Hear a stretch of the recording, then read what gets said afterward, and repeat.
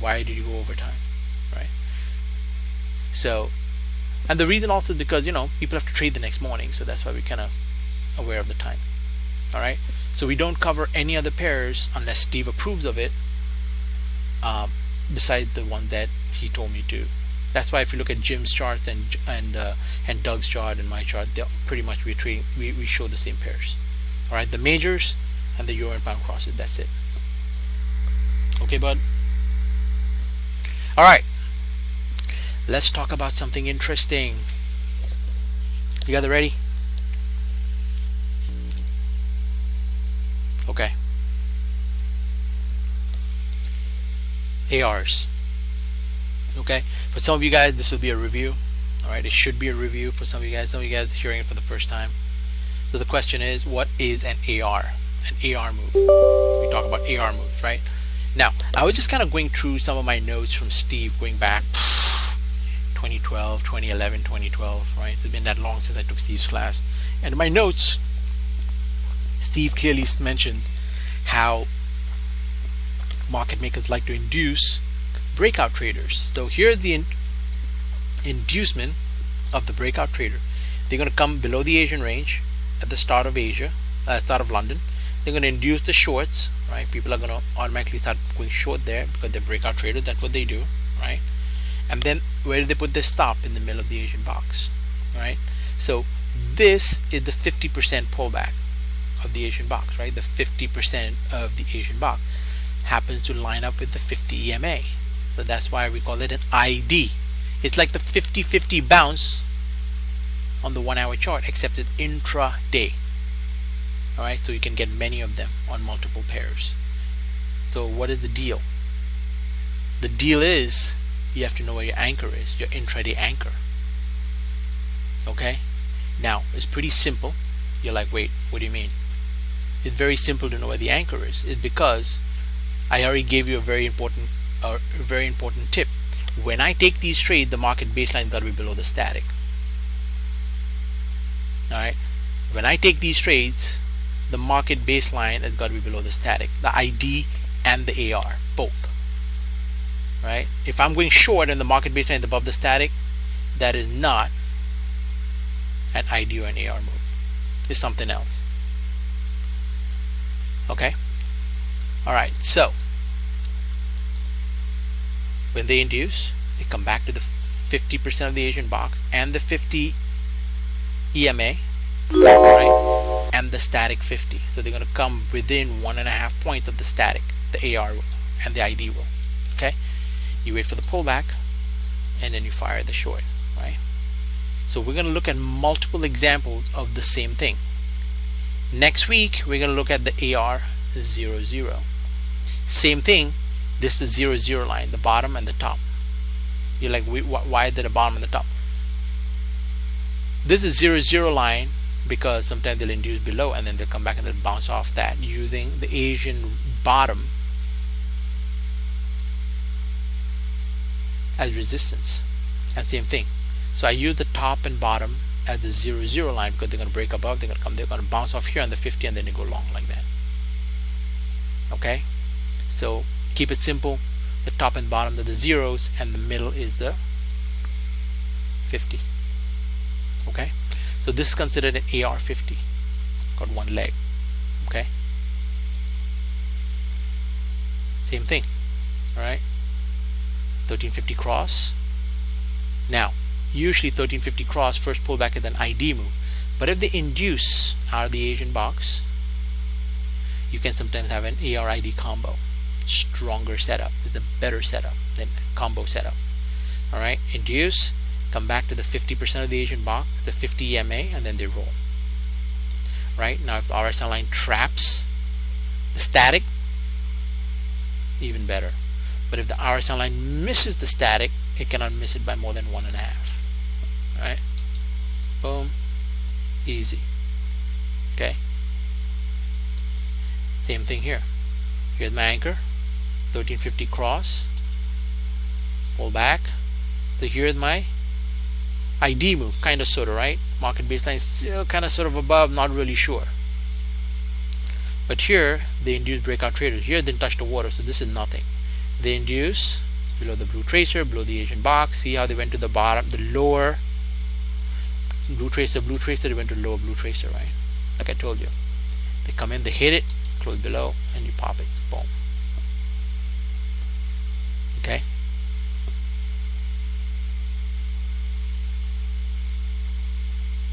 And see, now you cannot see the anchor. Now the key piece with the AR is the anchor is there, but you can't see it. Okay, the anchor was there. The ID, you definitely need an anchor, right? Because the ID, the first pullback. The AR, you may not see the anchor. The anchor happens to be somewhere over here. I'm off the mail. Okay, and then the ID happened, and then normally they'll give you the AR move right after that. All right. So the AR doesn't have to be a visible anchor. You don't have to see it. Okay. So let's say that the AR did not require an anchor. I mean, there is always an anchor, but again, it's usually anchor, ID, AR. That's the usual order of things. Okay, but sometimes the anchor is like so far away you can't see it. All right, because every move has to have originates from an anchor. All right, so let's say that AR doesn't require a visible anchor. You don't have to see it. Right? Did the induced breakout traders come back? They hit the stop. 50% of the Asian box. They hit it. They close below all the EMAs. All right, RSI is below the signal line, below the static, and then you just pop this trade. Okay. Here's another one. Same thing. So here's my anchor. Here's my ID move, right? They close below all the EMAs. Boom. Right. So when I take this trade, my market baseline is below the static. Right. So this cannot be an ID move. They induce breakout traders. Did not touch the water. This is nothing. Here they come and they touch the 50% of the Asian range. Now if the blueberry is sitting there, that's even nicer, right? Right at the 50. So they tapped it from the bottom. The blueberry is used as resistance. Shifts. RSI below signal line, below the market baseline, below the statics theoretically, but it trapped the static. Perfect. Wait for the pullback and you short it. Okay. The inducement is the key. Above or below. So if I'm going long, the inducement is going to come above the Asian box, boom, and then long. If I'm going short, the induced below the Asian box, boom, and then short. Okay. CAD yen, same thing. All right. They induced. They hit the 50% of the Asian box. They shifted. RSI below signal line, below the static, and then off to the races. Boom. Alright. FJ, shoulder head shoulder anchor, 1350 cross, first pullback. This is a ID move, or is it? Let me ask you a question. Is this an ID move right here? Is that an ID move?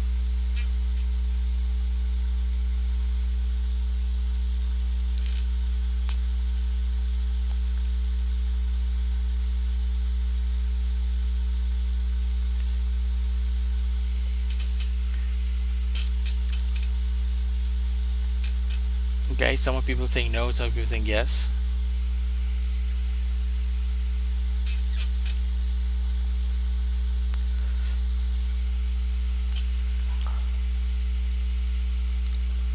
All right.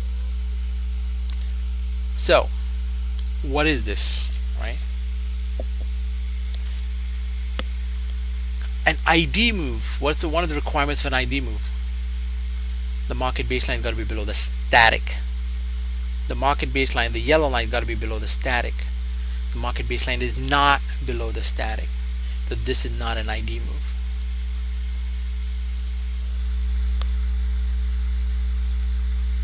Exactly, right?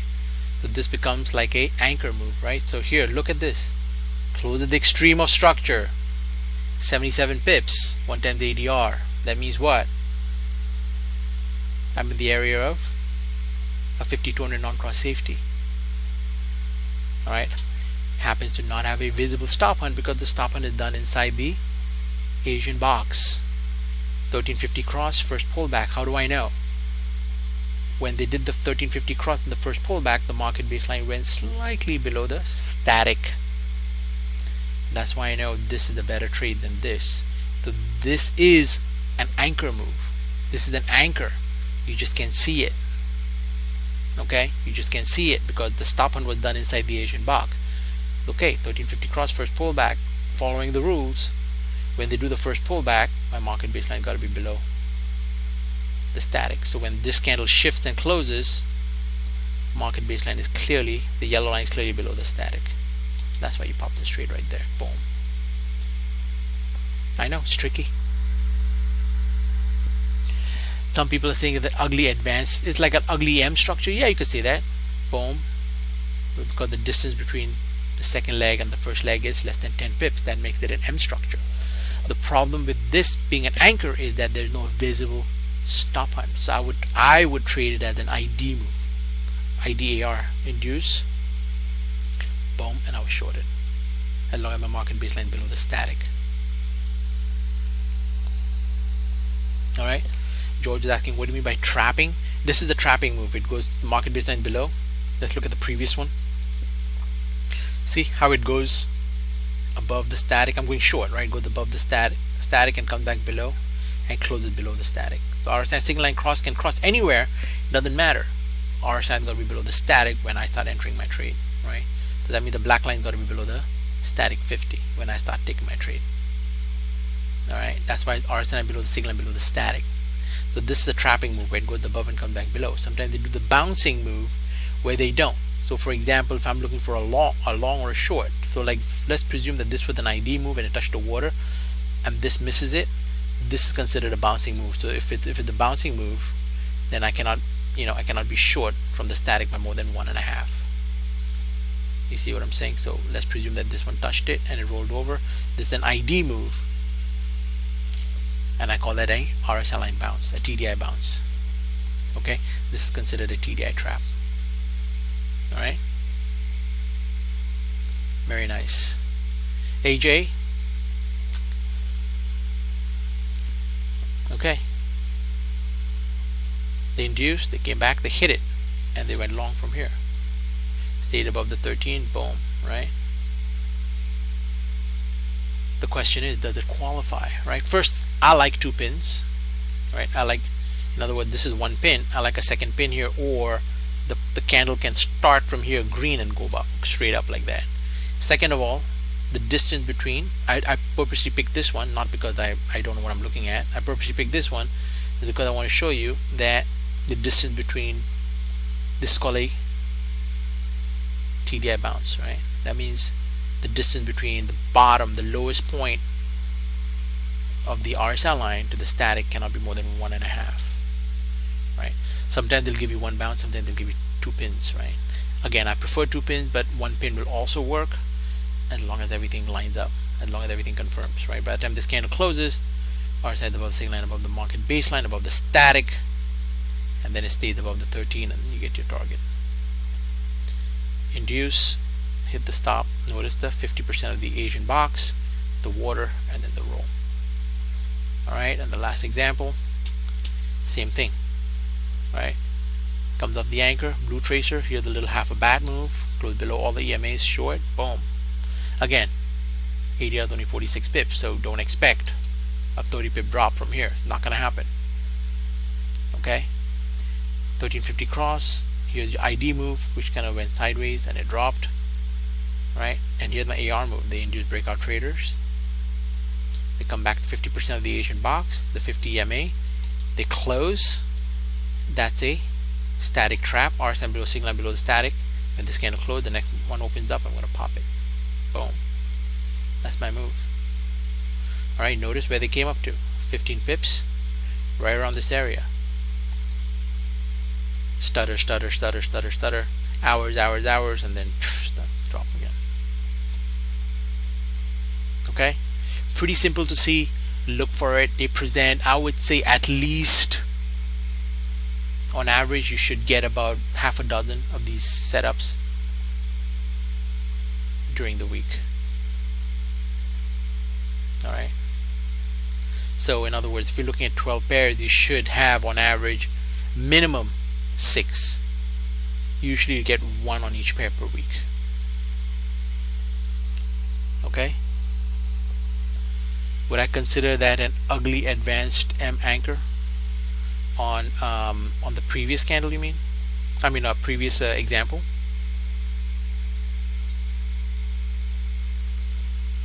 So or this one, yeah, you can say, because this isn't like an advanced M. So this would be like one leg, and then this would be like a 12 setup, right? One leg here and then 2 legs here. That's a 12. Right, because if you look at the 1 hour chart, here you go, right? Advanced M, out of the band, I don't really care how many times out of the band it does. This is my highest point, obviously way above this, right? So this is my out of the band. Here's my in the band. I'm looking for a reason to go short. Price close below all the EMA, pop, I'm shorting. That's an advanced M. I love those. Out of the band, in the band, short every day, twice on Sunday. I'm going to take them. Same moves, right? They got nothing else, man. See, they fired this over here, out of the band here, and then they just messed around here, and then finally they closed above the 13 over here, right? Pull back, boom. Right? Sometimes what they do, they'll close back below and they'll close back above like this. Takes out the apex, making it a real half a bat. The distance from here to here is more than 10 pips. Right? Takes out the apex. If it's not, let's say the distance from here to here is only 10 pips, right? Exactly 10 pips or less than 10 pips, right? Becomes a W the minute close back above the 13. I'm going long from here like that. Right? If it's a half a bat, I gotta wait for it to take out the apex, wait for the pullback, and my target's gonna be there, 15 pips. Same moves, right? It's amazing. They do the same move over and over and over again.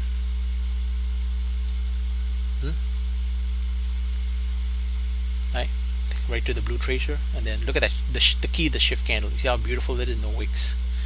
If you see like this, you see almost no wicks. I can get wick to the upside, I don't really care. It's how it closes, right? Boom, close, conviction, close with conviction. Alright, close with conviction, boom. I'm not like, this is like pin and then you get all these pins all over the place. I don't like those. Okay, it gotta close solid, and you're like, boom, I got it. See, even this one, right, if it goes all the way down here and then closes back up here and then gives you a real second leg with the news candle, right, then you have no control over it.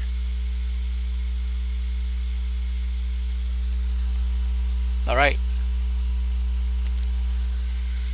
Okay. Glad to see everybody back here. Remember, Sunday 4:30 we do our review. Okay. In the meantime, I'll see you guys tomorrow. If you are not trading tomorrow because of non-farm, I'll see you guys on Sunday. Hey Howard, Tim, Jack, George, buddy, take care. Patricia, Keith, all right.